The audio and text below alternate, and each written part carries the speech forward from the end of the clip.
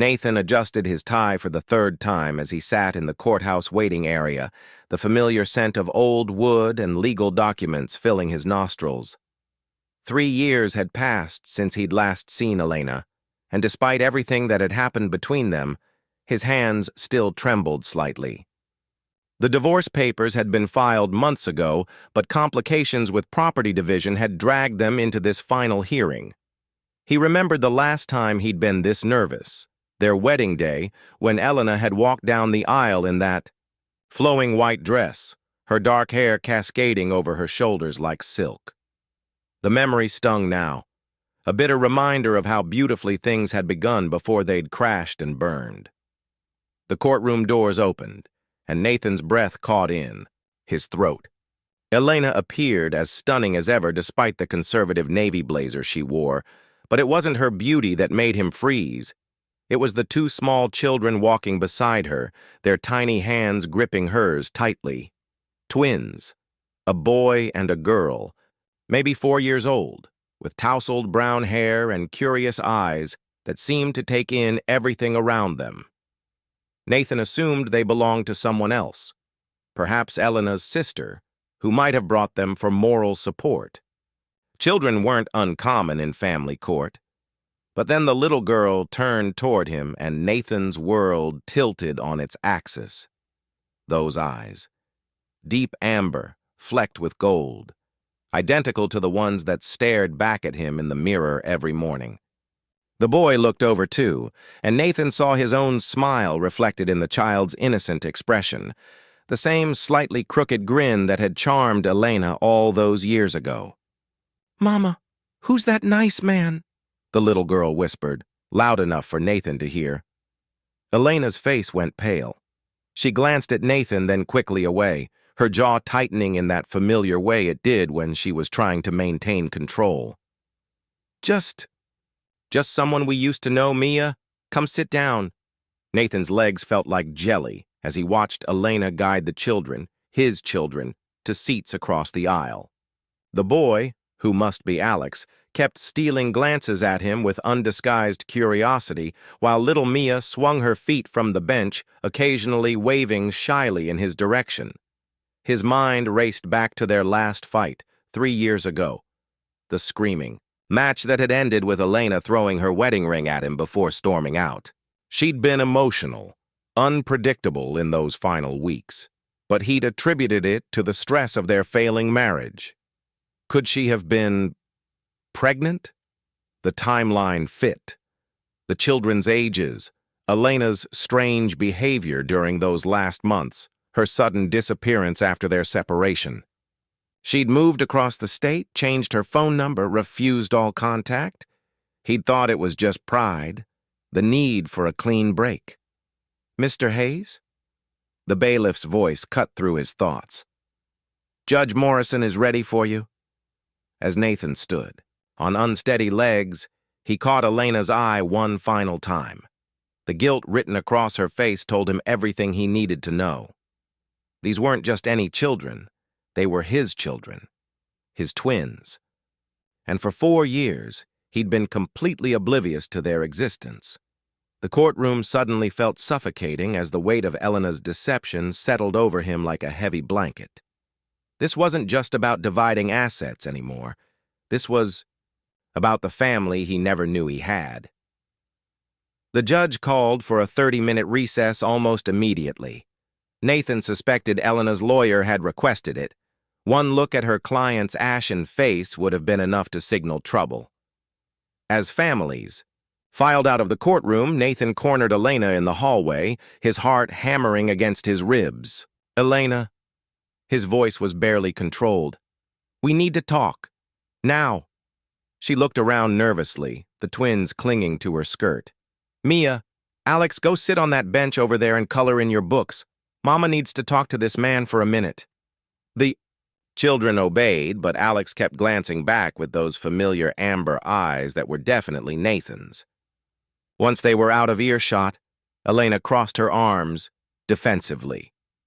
"Before you say anything—" "4 years, Elena! 4 damn years!" Nathan's whisper was fierce, his jaw clenched. How could you keep this from me? Her composure finally cracked, tears welling in her dark eyes. What was I supposed to do? You made it clear you didn't want a family. Every time I brought up having children, you changed the subject or found some excuse about your career. The timing, that doesn't give you the right to— I found out I was pregnant 2 weeks after you served me with separation papers. Elena's voice broke. 2 weeks, Nathan. I was sitting in Dr. Martinez's office, staring at an ultrasound of twins, while you were already moving your things out of our house. Nathan's anger wavered as memories flooded back. The coffee shop where they'd first met, Elena had been reading a novel, her long legs tucked under her in the corner booth. He'd been immediately captivated by her laugh when she'd looked up and caught him staring. Their first kiss had happened right there, impulsive and electric, tasting of cinnamon and possibility. He remembered their wedding night, how Elena's hands had trembled as she'd unbuttoned his shirt in their honeymoon suite. I love you so much it scares me, she'd whispered against his chest, and he'd spent hours worshipping every inch of her skin, promising her forever. You should have told me, he said, his voice softer now. Pregnant or not, angry or not, those are my children, Elena. I tried to call you once, she admitted, wiping her eyes, when they were 6 months old. Mia had her first fever and I was so scared and I wanted you there. But when you answered, you sounded so happy, so free. I could hear a woman laughing in the background. Nathan closed his eyes. Rebecca. The rebound relationship that had lasted all of 3 months. Elena. I hung up. I realized you'd moved on, that maybe this was better. That maybe I could give them a stable life without the complications of forcing you to be a father you never wanted to be. Across the hallway, Mia had abandoned her coloring book and was walking toward them, her small face creased with concern. Mama, why are you sad? Is the nice man being mean? Nathan knelt down to Mia's eye level, his throat tight. Up close, she was even more unmistakably his. The same stubborn chin, the same freckle pattern across her nose. I would never be mean. To your mama, sweetheart, we're just talking about grown-up things. Are you our daddy? Alex had joined them, his question innocent and devastating. Elena inhaled sharply, but Nathan answered before she could speak. Yes, he said simply. I think I am. The court proceedings were postponed pending paternity tests, a formality everyone knew would confirm what was already obvious. Judge Morrison, a kind woman in her 60s, arranged for supervised visits while the legal complexities were sorted out. 3 days later, Nathan sat nervously in Central Park, waiting for Elena to arrive with the twins. She'd agreed to let him spend the afternoon with them, though her lawyer had insisted on her presence. When they appeared at the playground entrance, Nathan's breath caught. In casual clothes, Mia in a yellow sundress, Alex in tiny jeans, and a striped shirt, they looked like any normal family out for a Saturday adventure. Daddy!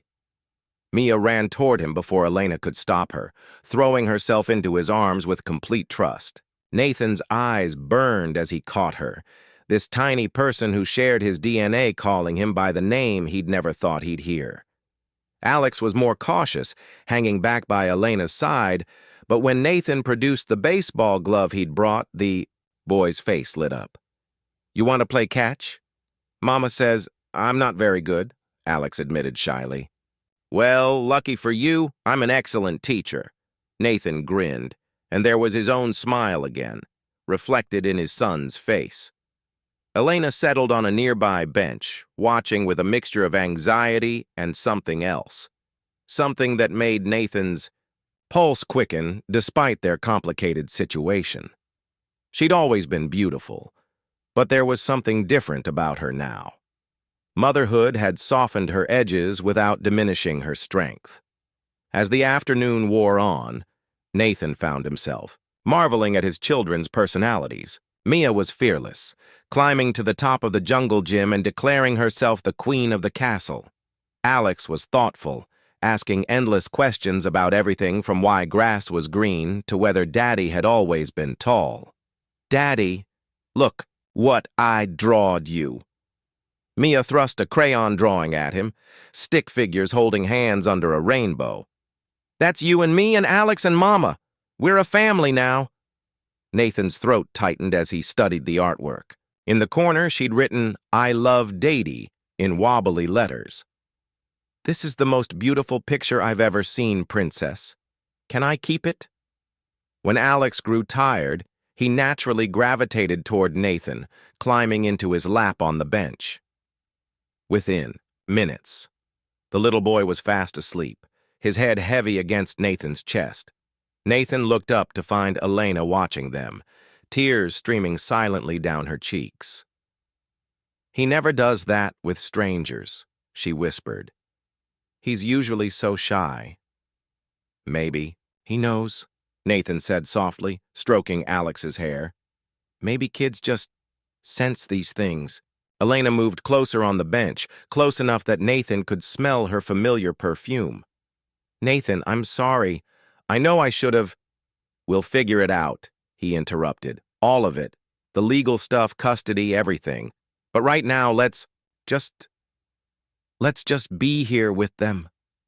As the sun began to set, Mia curled up on Elena's other side, and for a moment, they really did look like the family from her drawing.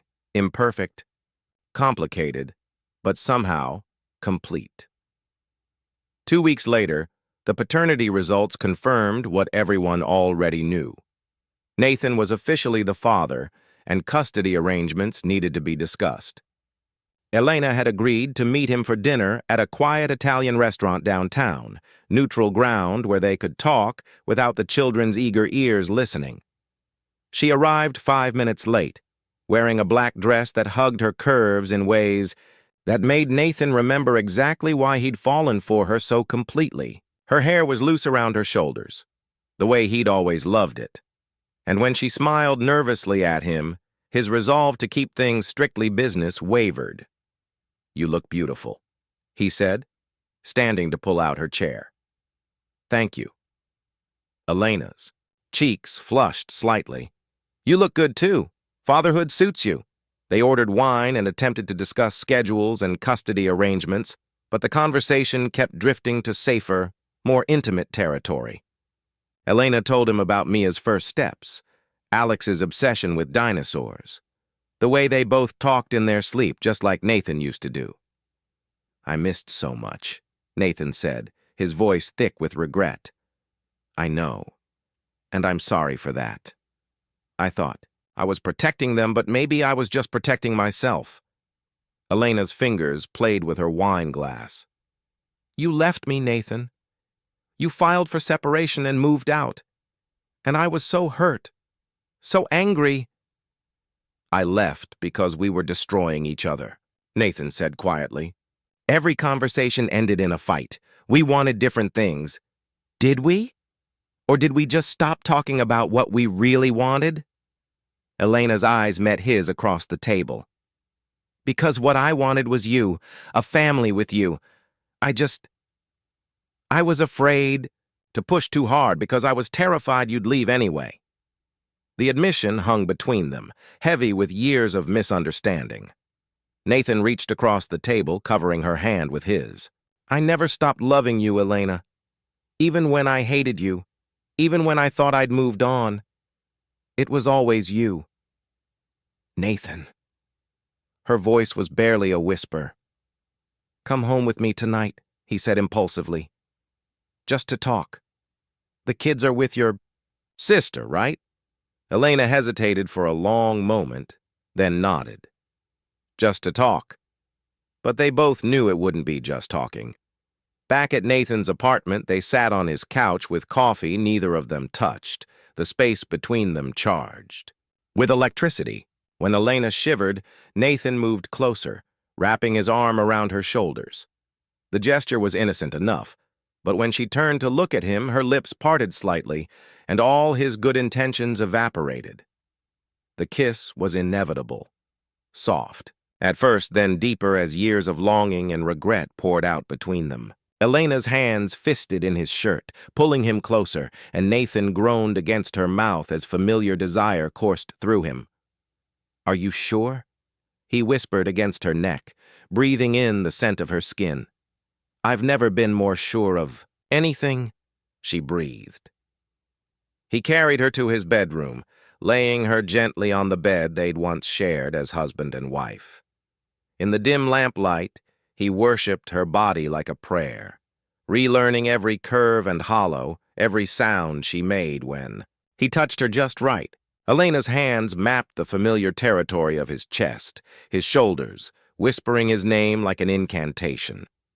They moved together with the desperate urgency of lovers reunited after too long apart, but also with the tender reverence of two, people who knew exactly how precious and fragile this second chance was.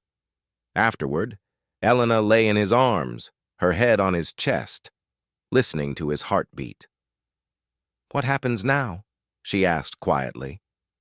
"Now we try again," Nathan said, pressing a kiss to her hair. "Different this time, better."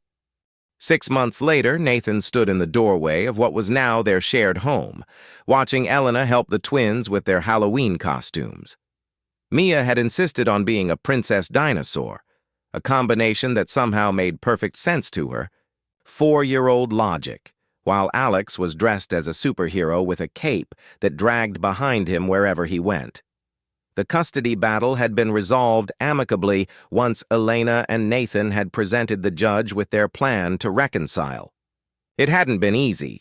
Months of couples therapy, difficult conversations about trust and communication, and the delicate process of blending their lives back together. But it had been worth every complicated moment. "Daddy, you're not ready," Mia complained, tugging on his jeans.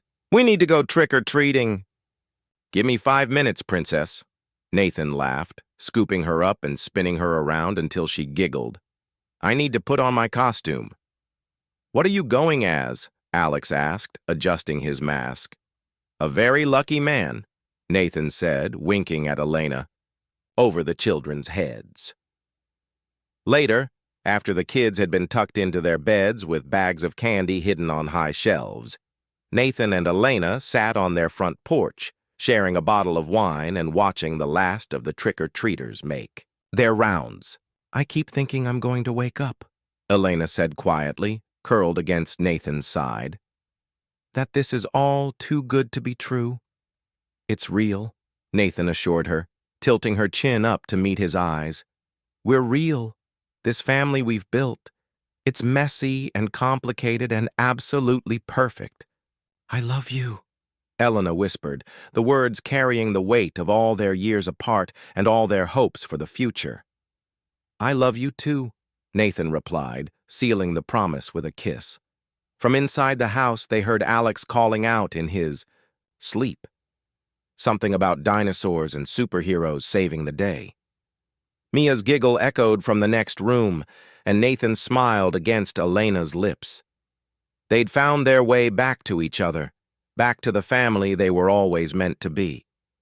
It had taken 4 years, a divorce court revelation, and the innocent wisdom of 2 little children who looked exactly like their father. But they'd finally come home. As Nathan carried a sleepy Elena inside, he caught sight of Mia's drawing still, hanging on the refrigerator, the stick figure family holding hands under a rainbow. At the bottom, in neater handwriting that Elena had helped her with, it now read, "My family is perfect because we love each other." Nathan couldn't have said it better himself.